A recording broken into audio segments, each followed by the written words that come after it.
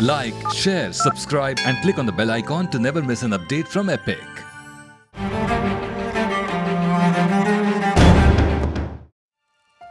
रक्त कभी खून बनकर रगों में दौड़ता है तो कभी लहू बनकर आंखों से ही टपक जाता है। यूं तो सुर्ख लाल है इसकी रंगत, लेकिन सियासत के दरिया में बहते हुए अक्सर इसका रंग फीका पड़ जाता है। एक सेवक जो अपने हुनर के दम पर बना एक शासक, जिसने स्वामी भक्ति और देशभक्ति की मिसाल कायम की। लेकिन जब उसके महान जीवन का अंत हुआ तो फरेब का खंजर था और विश्वासघात की चार दीवारी। सियासत की गंदी नजर एक बार फिर उठी और बह गया खुदा के दरबार में उसके बंदे का रक्त।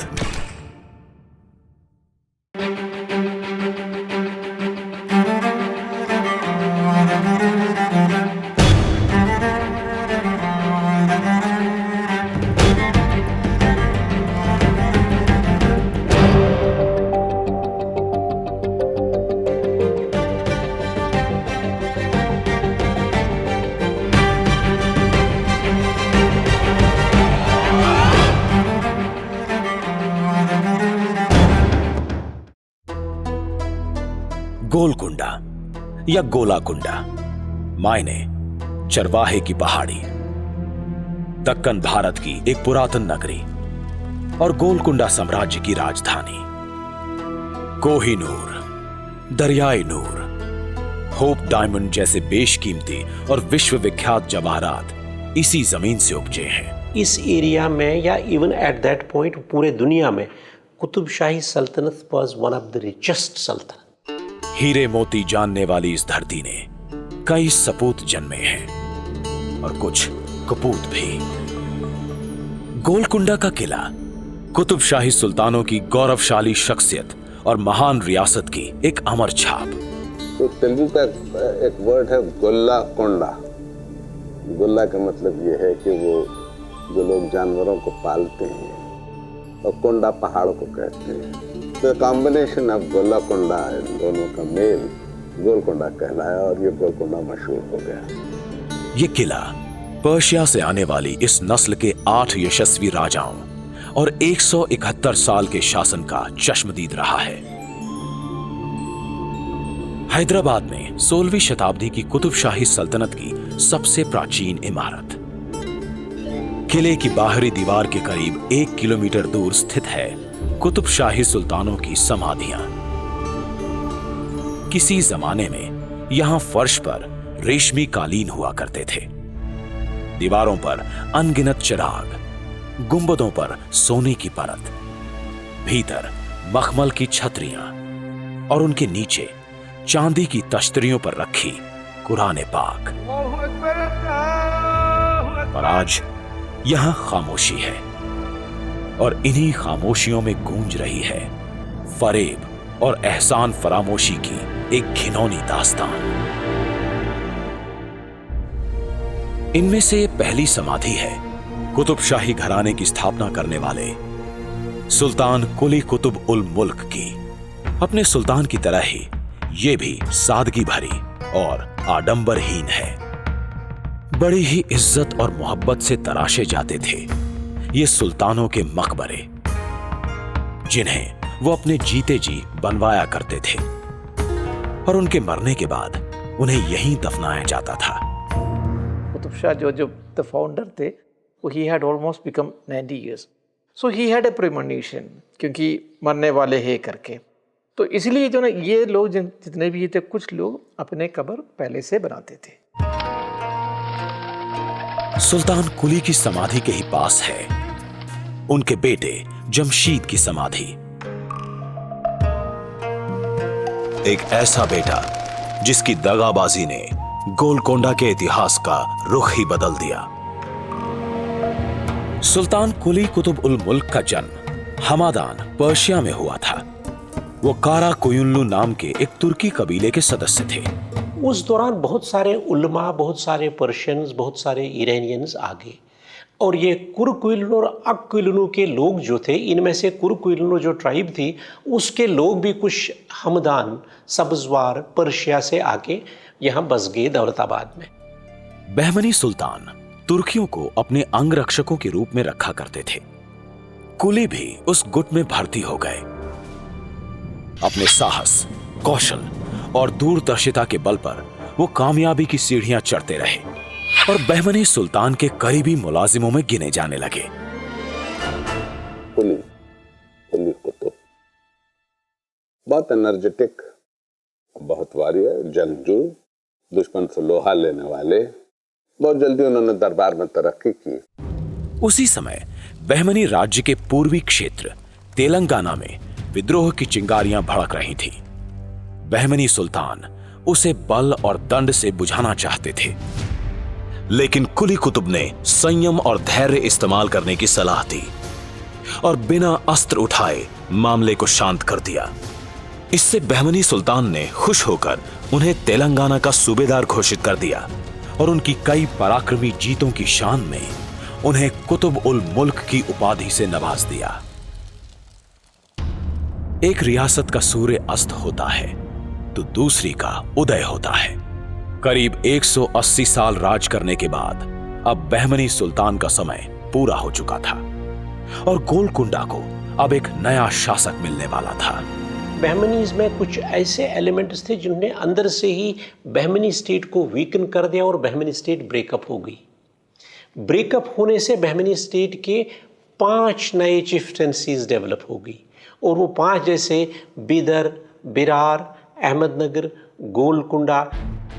सुल्तान कुली ने भी अपनी स्वाधीनता की घोषणा कर कुतुब शाही घराने की नींव रख दी। गोलकुंडा से लेकर वारंगल तक की जमीन अब उनकी रियासत का हिस्सा थी और सुल्तान कुली को तलाश थी एक ऐसी जगह की जहां वो अपनी राजधानी स्थापित कर सके और उन्हें वो जगह मिली गोलकुंडा की इस पहाड़ी के रूप में, जो भूतल से 400 फीट ऊपर अपना सर उठाए पूरी रियासत पर निगाह रखे हुए थी।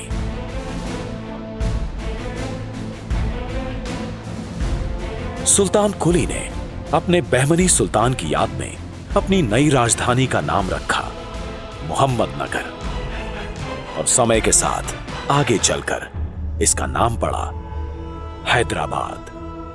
तो यहाँ पे जो है इन्होंने, सुल्तान कुली ने भी शिया मज़हब को थोड़ा सा बढ़ावा दिया और शिया मज़हब होने की वजह से इसने एरिया को हैदराबाद का नाम दिया गया।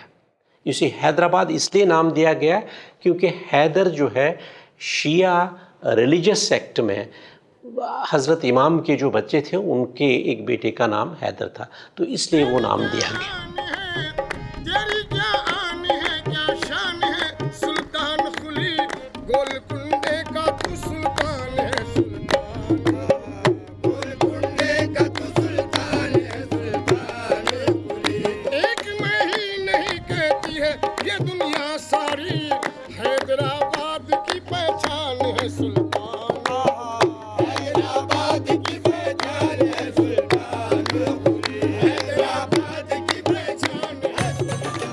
सुल्तान कुली कुतुब उल मुल्क को खुदा ने 10 औलादों से नवाजा, 6 बेटे और 4 बेटियां।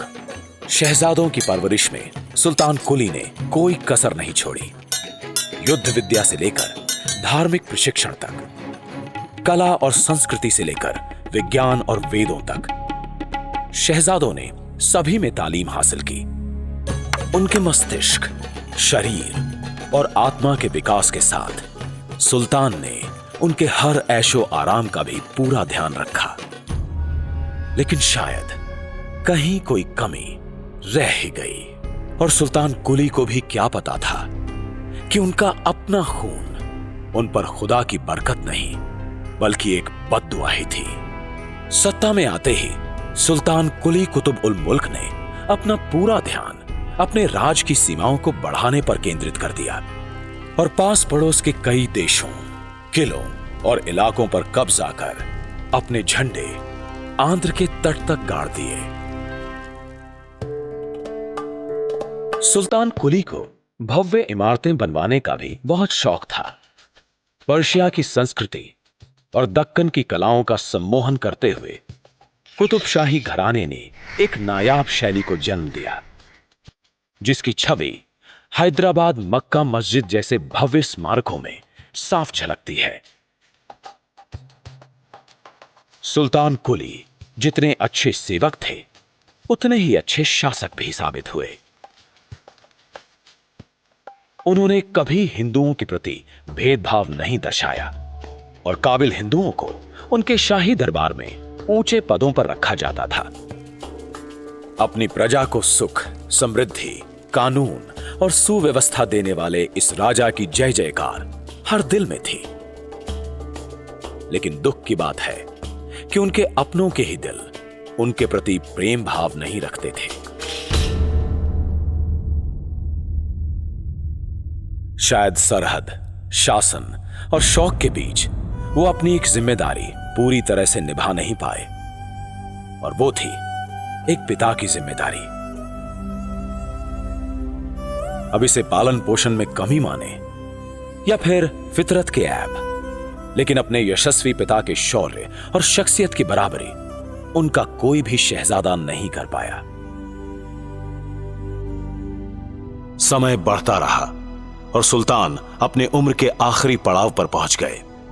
जाहिर सी बात है कि उनके बेटे भी वृद्धावस्था की ओर बढ़ रहे थे।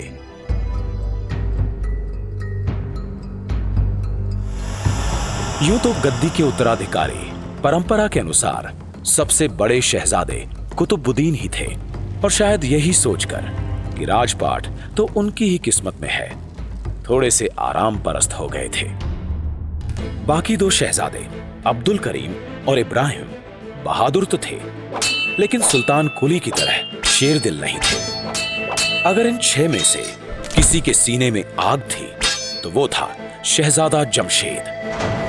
लेकिन किसे पता था कि इस आग में कुतुब शाही घराना ही झुलसने वाला था। दोनों जरा शरारती थे। शरारती का मतलब बच्चों की शरारत नहीं है, जरा साजिशी जहन रखने वाले थे, मिस्चीवियस माइंड था उनका। हाँ, सिर्फ एक ही चीज थी जो शहजादे जमशेद को अपने पिता से विरासत में मिली थी, और वो थी कविता और शेरो शायरी का शौक। लेकिन दोनों की समरूपता बस यहीं तक ही सीमित थी।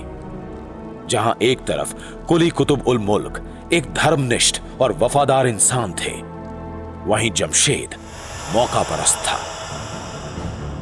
जहां सुल्तान धैर्य और संयम की प्रतिमा थे, वहीं शहजादा बेसब्री और कुटिलता की मूरत था, जिसका फायदा विजयनगर के राजा के सलाहकार रामा राय ने उठाया, जमशेद को अपने पिता के खिलाफ भड़काकर। कि देखिए क्या होगा अभी पर आपके फादर के मरने के बाद कौन यहाँ सक्सेसर बनेगा और क्या नहीं होगा, बायू में झगड़ा हो सकता है, और बाकी भी जो डायनास्टी के थे, तो ऐसे काफ़ी चीज़ें जो है जमशेद के सामने रखी गई, जिससे जमशेद थोड़ा सा फ्रस्ट्रेट हो गया। दीन धर्म को मानने वाले सुल्तान कुली शिया धर्म के खुदा परस्त इंसान थे। गौरव, प्रतिष्ठा, मान, मर्यादा। सुल्तान कुली कुतुब उल मुल्क ने अपना सारा जीवन इन्हीं आदर्शों के इर्द गिर्द गुजारा था, और यही सिद्धांत वो अपने कुल के चिरागों में भी देखना चाहते थे। अगर मस्जिद सफा के भीतर कदम रखें तो दीवारों पर सुल्तान कुली की इसी ख्वाहिश को गड़ा पाएंगे। वक्त भी कभी कभी कैसा बेरहम मजाक करता है। इस मस्जिद में इन्हीं पंक्तियों के सामने सुल्तान कुली ने सन 1518 में पहली बार अपना सर झुकाया, और ठीक 25 साल बाद इसी मस्जिद में मान, मर्यादा और गौरव के सभी मूल्यों को उनकी अपनी ही संतान ने ठोकर मार दी। लोग कहते हैं कि सुल्तान कुली पर खुदा की रहमत थी। वो उन गिने चुने सुल्तानों में से थे जो 98 साल की आयु में भी सिंहासन पर कायम थे। लेकिन खुदा की ये रहमत किसी के सब्र का इम्तिहान ले रही थी। अपने पिता की खुशकिस्मती अब उनके बेटों की बदकिस्मती में तब्दील होने लगी थी और शहजादे अब सत्ता मिलने का और इंतजार नहीं कर सकते थे। अब समय था सत्ता हड़पने का। जमशेद कुली ने देखा बूढ़ा 99 बरस का हो गया है और अब तक तख्त छोड़ने को नहीं। खुद हम बूढ़े होने को आए और अब तक ये तख्त लगा बैठा है। कहते हैं इश्क और जंग में सब जायज है। सत्ता का इश्क कहें या अधिकार की जंग, सभी ने अपनी अपनी रणनीति बनानी शुरू कर दी, लेकिन बाजी आखिर मार ले गया शहजादा जमशेद, जिसकी साजिश सबसे घिनौनी निकली। सबसे पहला बार जमशेद ने अपने बड़े भाई और गद्दी के हकदार शहजादे कुतुबुद्दीन पर किया और उसकी आंखें निकलवा दी। अब सुल्तान कुली को डर था कि जमशेद की महत्वाकांक्षा यहां थमने वाली नहीं है और वो कुतुबुद्दीन की जान लेकर ही दम लेगा। इसलिए सुल्तान ने जमशेद को कारागृह में बंद करवा दिया। ये मानिए कि अब जमशेद के सब्र के सारे बांध टूट चुके थे और उसने सुल्तान कुली को खत्म करने की ठान ली और ये कत्ल करने का जिम्मा उसने गोलकुंडा के एक सैनिक मोहम्मद हमदानी को दिया। हर दिन की तरह उस दिन भी सूरज उगा। उस दिन भी गोलकुंडा के किले ने अंगड़ाई भरी और बाहें फैलाकर एक और दिन का स्वागत किया और अपनी दिनचर्या शुरू की। लेकिन जब उस दिन सूरज ढला तब सब कुछ बदल गया। हर शाम की तरह उस शाम भी सुल्तान अपनों की सलामती की दुआ मांगने अपने मौला के दर पर आए, लेकिन उन्हें क्या पता था कि उनके अपने ही उनकी खैर मनाने पर तुले हैं। जैसे ही सुल्तान ने इबादत में अपना सर झुकाया, जमशेद के नापाक इरादे किलेदार मोहम्मद हमदानी की शक्ल में उनके सामने आकर खड़े हो गए। शाही की हिर्स हो गई जमशेद पे सवार, सजदे में जान लेने लगाई है बाप की।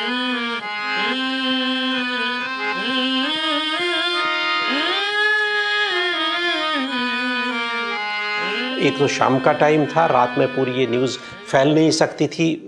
अगर दिन होता तो पूरे लोग जमा हो जाते, लेकिन शाम का वक्त था जिस वक्त लोगों को पता नहीं था, बड़ा साइलेंटली जाके उसके खंजर भोंका गया। शायद एक वक्त में इन सुनहरे पत्थरों के इस चबूतरे पर जमशेद ने अपने सुल्तान कुली के साथ कविताओं के अपने शौक को बांटा होगा। महल के खूबसूरत बाग बागीचों में गूंजती नन्हे शहजादों की किलकारियों ने पिता के मुंह की रंगत बदली होगी। कैसे न दहला फिर उस बेटे का दिल, कैसे एक पिता का प्यार, एक सुल्तान की निष्ठा सत्ता के तराजू में एक बार फिर हल्की पड़ गई। लेकिन सियासत का यह सफर अब भी अधूरा था। पिता की हत्या के बाद शहजादे अब्दुल करीम ने भी गदर का ऐलान कर दिया, लेकिन अब जमशेद की आंखों में भी खून उतर आया था। गोलकुंडा की सियासत की चकाचौंध के सामने बाकी सब रिश्ते फीके पड़ चुके थे। उसने अब्दुल करीम की भी हत्या करवा दी और अपने दूसरे भाई इब्राहिम के खिलाफ भी षड्यंत्र रचने शुरू कर दिए। लेकिन समय रहते इन साजिशों की भनक इब्राहिम के कानों में पड़ गई और वो चुपचाप गोलकुंडा छोड़कर भाग खड़े हुए। बड़े बड़े ज्ञानियों ने कहा है कि जन्नत और दोज़ख तो एक बहाना है, अपने कर्मों का फल हमें इसी धरती पर मिल जाता है। क्योंकि पूरा मतलब एक जिसको हम कहते हैं कि इन्फर कर सकते हैं हम, जो तवारीखी और इतिहास के जितने भी स्रोत हैं उनको देख के हमें यही पता चल रहा है कि जमशेद वॉज फीलिंग गिल्टी। उनके हाथों से कत्ल तो हुआ था इस कॉन्स्पिरेसी में, लेकिन जमशेद कुछ कंट्रीब्यूट नहीं कर पाया, वेरी सिग्निफिकेंटली कोई एक्टिविटी नहीं कर पाया। पहला टाइटल सुल्तान का नहीं लिया जिससे उसको लेजिटिमेसी मिल जाती। खून से सने इस सिंहासन पर जमशेद कुली कुतुब ज्यादा समय तक नहीं टिक पाया और सत्ता में आने के 5 साल बाद ही वो कर्क रोग यानी कैंसर का शिकार हो गया। अपनी जिंदगी के आखिरी 2 साल उसने इस भयानक रोग की चपेट में गुजारे। क्या उस वक्त उसके मन में अपने किए पर पछतावा था? क्या अपने आखिरी दिनों में उसने अपने अल्लाह से रहम की उम्मीद की, या फिर अपने दिल को यह कहकर बहला लिया कि अच्छा हो अगर उसे दोजख ही नसीब हो, क्योंकि जन्नत में वो अपने पिता से आंखें नहीं मिला पाएंगे।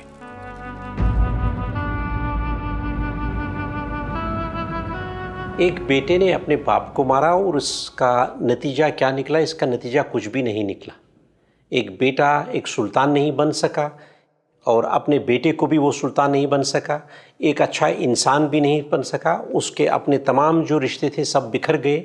अच्छा होता अगर सुल्तान कुली इस किले के सेवक ही रहते और शासक नहीं बनते। क्या फायदा ऐसी रियासत का जहां अपने ही एक दूसरे के खून के प्यासे बन जाएं।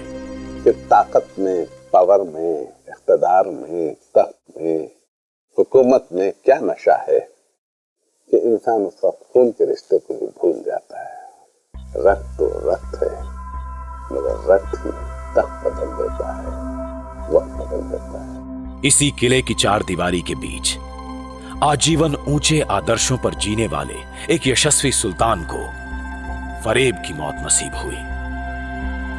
एक बाप की गर्दन उसके लालची बेटे ने ही दबोच ली। आज भी गोलकुंडा की दीवारें जब ये कहानी सुनाती हैं तो उनकी आंखें खून के आंसू रोती हैं।